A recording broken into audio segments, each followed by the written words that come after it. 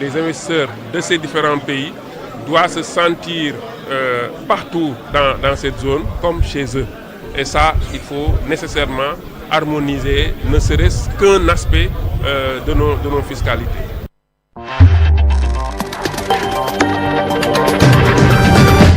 Cette heure est passée de 8 minutes. Vous écoutez le journal sur Solo Média. Écarté de la direction générale de la Société nationale des HLM, Bassirou Kébé sort de sa réserve devant la presse. L'ancien dirigeant revient sur son passage à la tête de l'entreprise publique, défend son bilan, expose les réformes entreprises et les obstacles rencontrés durant son mandat. Entre devoir d'explication et regard serein sur son départ, un compte rendu signé Djibril Niane.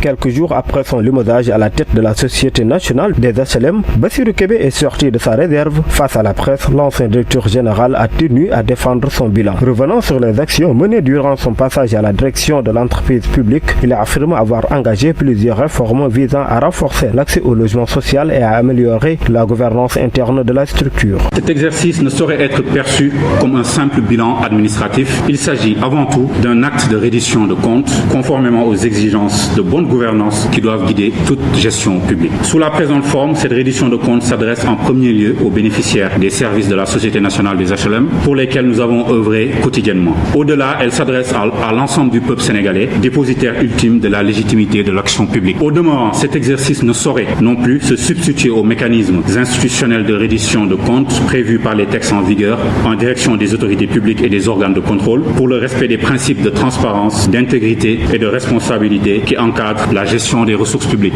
L'ancien DG évoque également les nombreuses contraintes rencontrées, notamment les difficultés financières et administratives qui, selon lui, ont ralenti certains projets. Nous avons entrepris l'introduction de la comptabilité matière pour assurer le fiscal, qu'on remercie des allègements dans le paiement du montant de notre redressement fiscal. Ces efforts d'assainissement des finances de la Société nationale des HLM et de réorganisation ont permis un logement social au Sénégal. Nous avons travaillé à l'augmentation de l'offre de logement, comme je l'ai dit tout à l'heure, de logements accessibles à travers le développement de nouveaux programmes et la relance de projets. Une sortie médiatique qui intervient dans un contexte de réorganisation de plusieurs directions d'entreprises publiques marquée par la volonté des autorités d'insuffler une nouvelle dynamique dans la gestion des sociétés nationales. Djibril Niane, parlons et enseignement supérieur. La coordination des étudiants de l'université Gaston Berger de Saint-Louis sort de son silence après le conseil de l'université.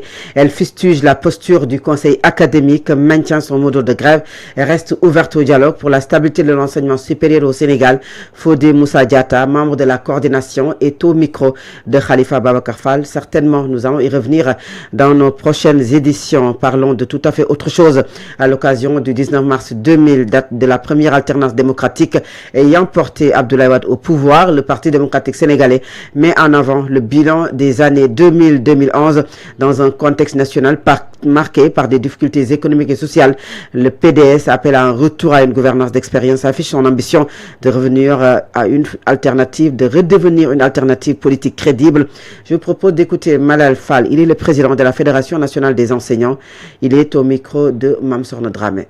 Pour évoquer une date qui a changé le destin de notre pays, le 19 mars 2000. Cette date marque non seulement un tournant politique majeur pour le Sénégal, mais aussi le début d'une ère de transformation et de modernisation qui a profondément marqué notre pays. Il faut également préciser que le caractère marquant du 19 mars 2000 est lié au fait que cela est la première alternance démocratique du Sénégal. Le pays est confronté à des difficultés sérieuses. La dette a atteint des niveaux préoccupants. Les marges de manœuvre se réduisent. Le Sénégal vient de lever, vous le savez, 650 millions d'euros par emprunt non divulgué selon le Financial Times. C'est pourquoi nous demandons la publication régulière du bulletin statistique de la dette. Les jeunes doutent, les agriculteurs souffrent, les travailleurs s'inquiètent, les étudiants n'en parlent plus. Pendant ce temps, les réponses tardent. Le Sénégal semble avancer sans cap clair, sans stratégie lisible, sans vision structurée. Alors, notre conviction est la suivante, et nous le disons avec responsabilité. Le Sénégal a besoin de compétences, de rigueur, de vision, pas de confusion, pas de discours populiste. Il faut de l'expertise, il faut de l'expérience, il faut du leadership. Dans ce contexte, la FNCF et la FNEL appellent le gouvernement et son Premier ministre à la responsabilité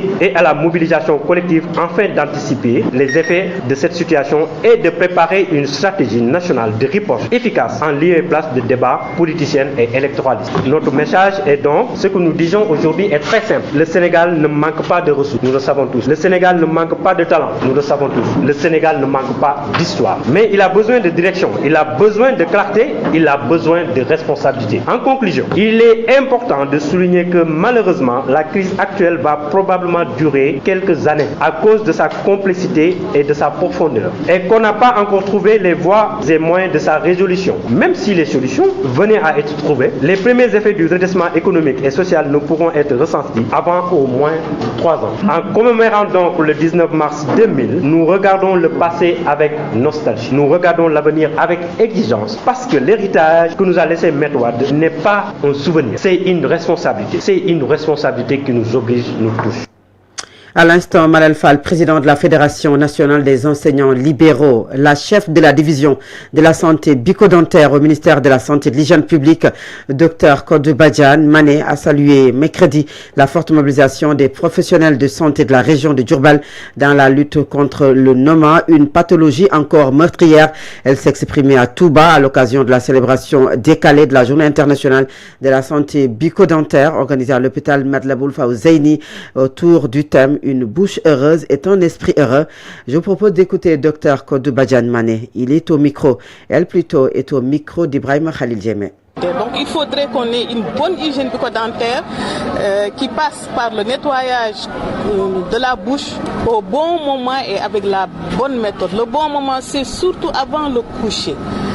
Je ne vais pas dire après le dîner parce que après le dîner on peut être amené à boire du thé, à grignoter autre chose, mais il faudrait s'assurer d'avoir une bouche propre au moment de se coucher. Et le second moment recommandé pour se nettoyer la bouche, c'est juste le matin après le petit déjeuner. Donc avant de sortir de chez nous, il faudrait qu'on s'assure qu'on ait une bouche propre. Maintenant, à côté de ça, il faudrait aussi qu'on revoie nos habitudes alimentaires. Le sucre est l'un des facteurs de risque majeurs des maladies non transmissibles et donc de ces maladies bucco-dentaires.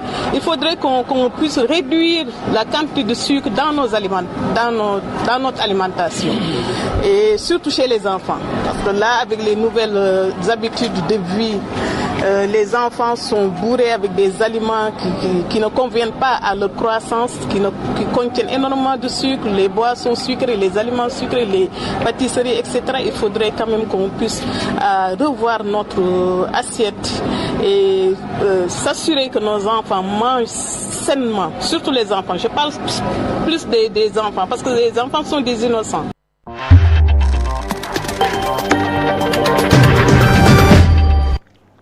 Dans le reste de l'actualité, Thiès s'active et se transforme à quelques jours du 4 avril. Déclaration en cours, travaux qui s'accélèrent, autorités mobilisées, presse engagée. La capitale du rail se prépare à vivre une célébration à la hauteur de l'événement entre devoir de mémoire, enjeux de développement et attentes des populations. Immersion au cœur des préparatifs avec Adja Aminata Faye. À quelques jours de la fête nationale, le gouverneur de Thiès a assuré que toutes les dispositions sont prises pour accueillir le 4 avril comme à l'accoutumée. Docteur Sayer Ndaw. Cette fois-ci, nous engageons, parce que c'est pas facile quand même d'accueillir la fête du 4 avril en un si peu de temps. On aurait dit que oui, les gens ne sont pas prêts, etc. Mais moi je dis qu'on est toujours prêts pour faire dans l'intérêt général. Et ça nous a permis quand même de mesurer nos capacités de réaction et d'adaptation. Sous l'impulsion du maire Babacar Diop, un colloque de 2 jours sur le thème Thiès, la capitale du rail, genèse et évolution a rassemblé historiens, chercheurs et acteurs sociaux. Ibrahim Tchoubou, ancien recteur de l'UCAD. Thiès, en tant que lieu carrefour de rencontre entre le chemin de fer, l'autoroute et la Touba, mais également une dynamique urbaine, un aéroport international, la ville ouverte sur 2 fronts côtiers, la grande côte atlantique et la petite côte que la ville intègre dans sa région. Je pense que avec son sous-sol qui nourrit les terres du Sénégal avec les phosphates et l'engrais depuis bien des années, je pense que Thiès a droit à toutes les ambitions et nous ne pouvons qu'encourager monsieur le maire. Le maire de Thiès se veut rassurant et tire les leçons du passé. 4466 vient corriger une injustice et vient effacer les larmes de notre peuple, du peuple de Thiès. Nous n'avions pas fini de faire le deuil des événements de 4444 et c'est pourquoi l'occasion pour moi en tant que maire de remercier remercier le président de la République. Et c'est la raison pour laquelle je demande aux populations de réserver un accueil chaleureux au président de la République. Pendant que les acteurs intellectuels et les médias se réunissent, les travaux d'infrastructure pour la célébration du 4 avril sont en bonne voie. Les travaux vont à un rythme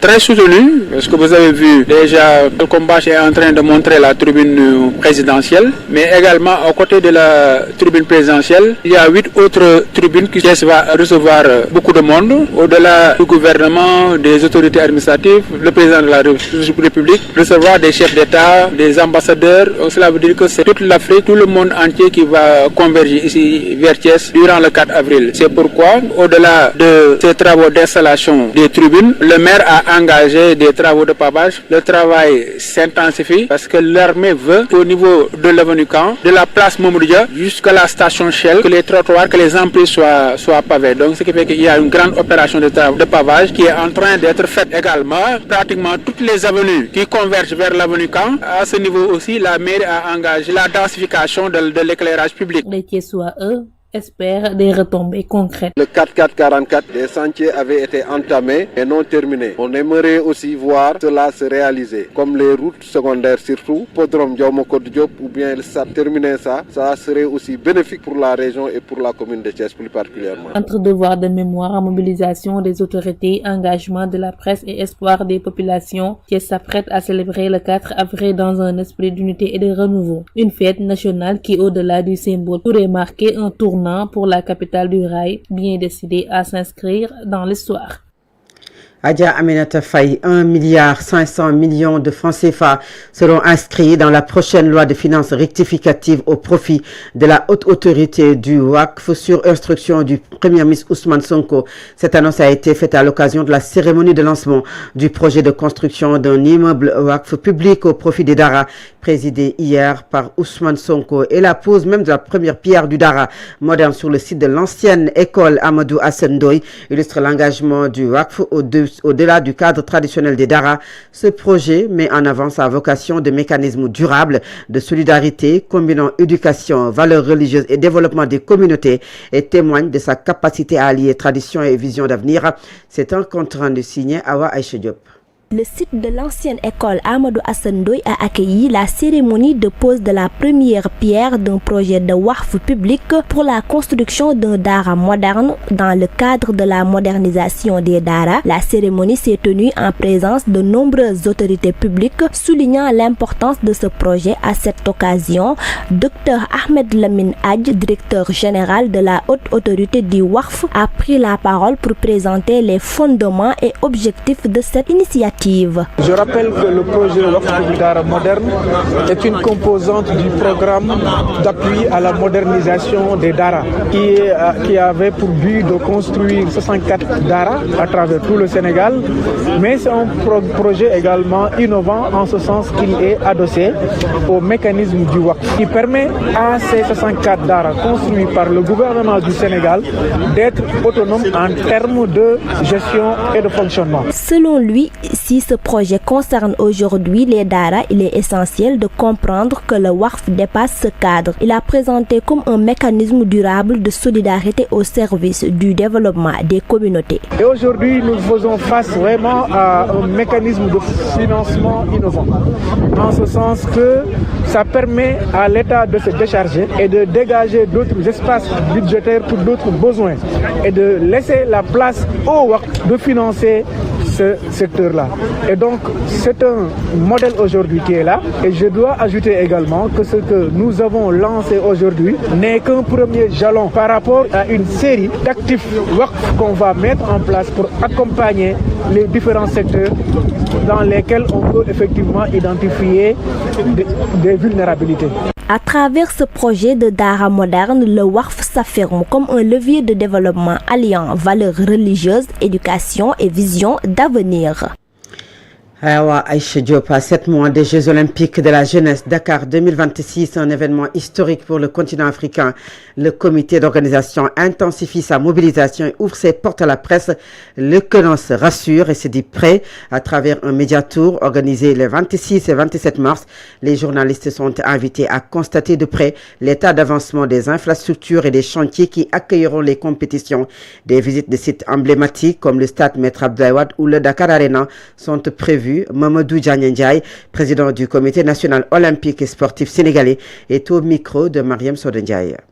Mais c'est bien beau, il faut venir avec nous à 2h du matin, il faut venir dans la journée, il faut venir visiter les terrains. C'est bien beau, il y a une connotation un peu pipeau, mais il faut venir voir l'état réel d'avancement. Et très sincèrement, à la décharge du ministre des infrastructures, quand il est arrivé, la jauge d'exécution des travaux était à peu près de 67, je ne sais pas si Abdou est là. Aujourd'hui, on frise les 97-96% de taux de réalisation. Ça, c'est des chiffres, mais le mieux, effectivement, c'est les visuels.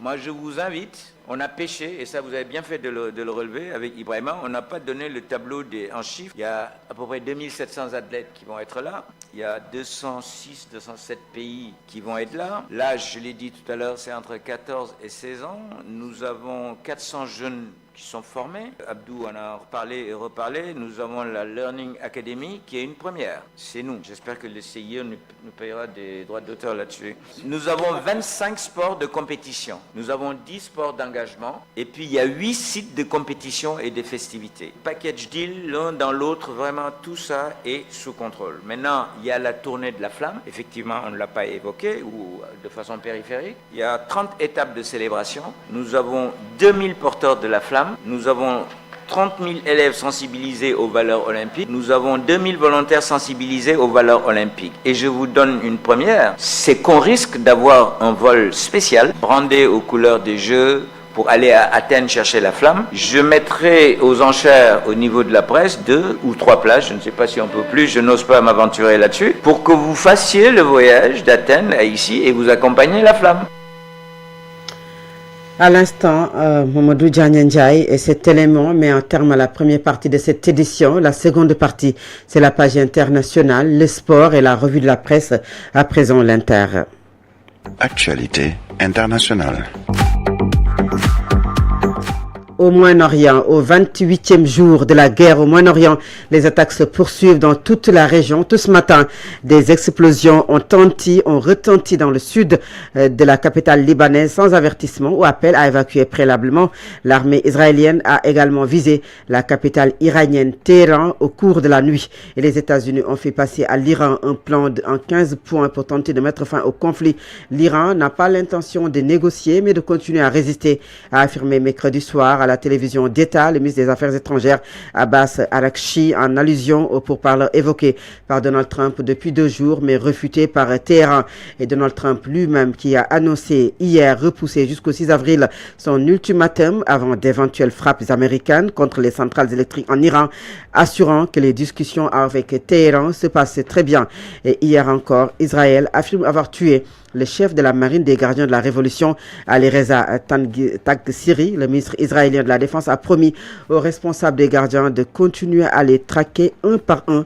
Dans une déclaration toujours transmise à l'OMI, l'Iran a déclaré que les navires non hostiles pouvaient emprunter le détroit d'Ormuz à condition de respecter les règles de sûreté et de sécurité.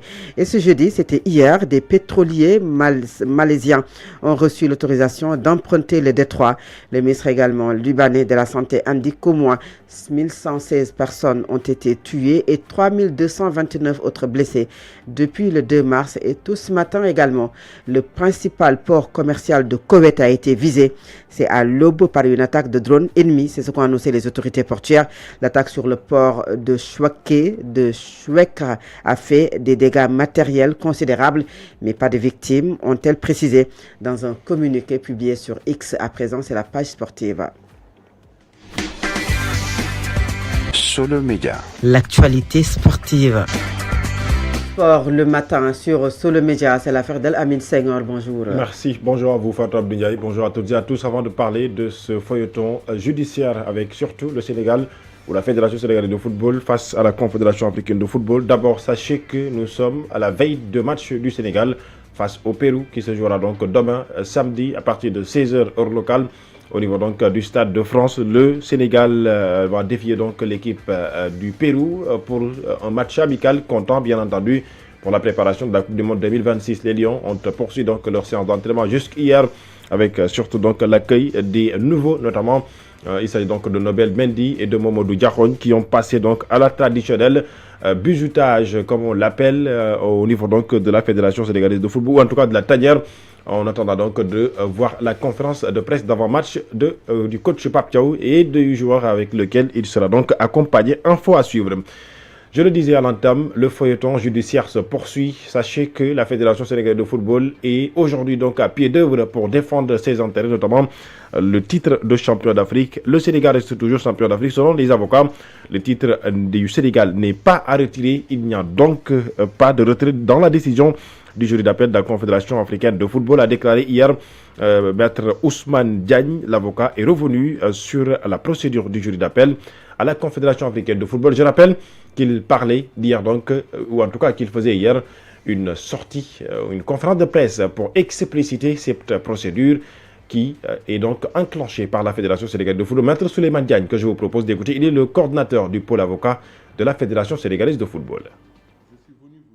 Que la décision du jury d'appel dont j'entends vous parler ne peut même pas être considérée comme une vraie décision de justice, tellement elle est grossière, tellement elle est absurde, tellement elle est irrationnelle. C'est une atteinte inadmissible et intolérable aux droits fondamentaux de notre fédération nationale de football. Les droits de notre fédération ont été violés. C'est un attentat au football. C'est un attentat à la discipline sportive. Parce que remettre en cause l'intangibilité de la décision arbitrale, violer de façon aussi effrontée les lois 5 et 6 du jeu, mais c'est s'attaquer à la discipline. Vous vous rendez compte que ce que le Maroc a fait faire à la CAF, que ce soit par surprise, que ce soit par malice, que ce soit par un autre procédé, si le monde du football le laisse faire, si le TAS laisse faire cette situation, le vainqueur de la prochaine Coupe du Monde de football pourrait se décider également dans les cabinets d'avocats. Et c'est plus la peine de faire les académies de football, former de grands avocats pour avoir des étoiles sur vos maillots. C'est ça le sens de la décision. Il faut savoir que le Maroc a demandé 4 choses à la CAF. Les 4 choses, c'est de constater que l'équipe du Sénégal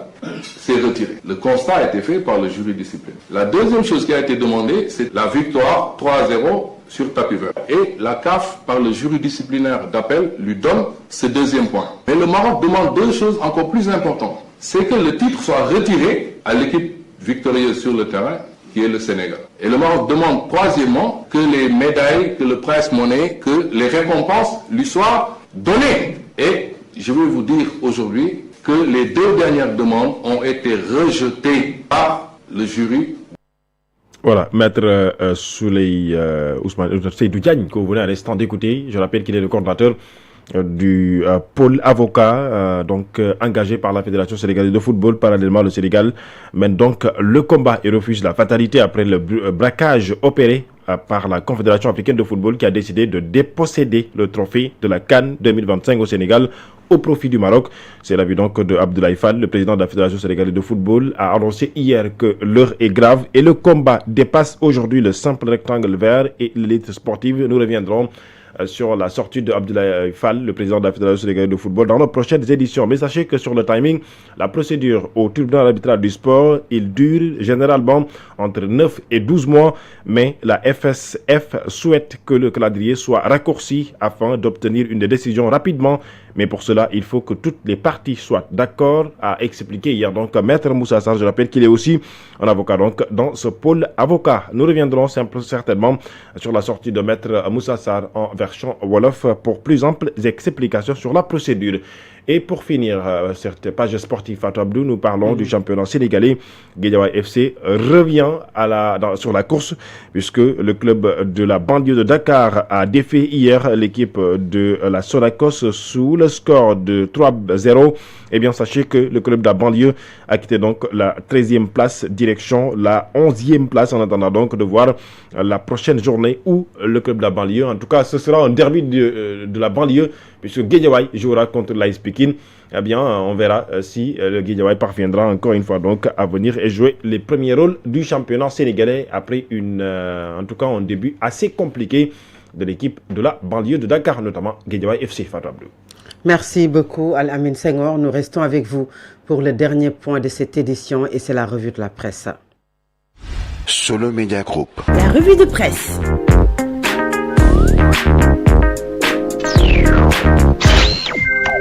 Bonjour, 3 sujets au menu des quotidiens ce vendredi. La grande offensive du pôle avocat de la Fédération sénégalaise de football contre le jury d'appel de l'instance africaine de football, la CAF, le soutien